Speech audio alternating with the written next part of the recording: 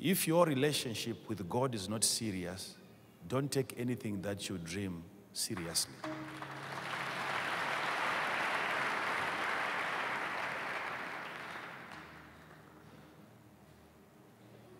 Especially what you dream before deliverance. But before you are delivered, don't be sure of any dream that you have. Don't be too sure.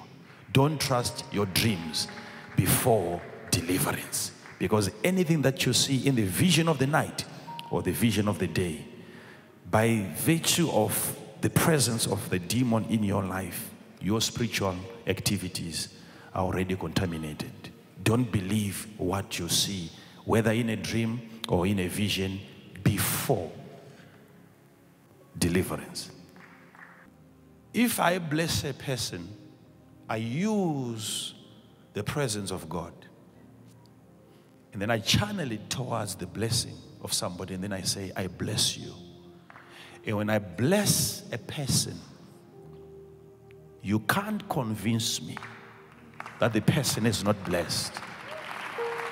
You cannot. There is nothing you can do or say that will make me think otherwise. Because I know what happens when words are spoken from the presence of God. I know. Why should God wait for a man to point his finger at you and say, you, come? And then within seconds, you see a manifestation, a demon that was there for 30 years, now coming out. What's that?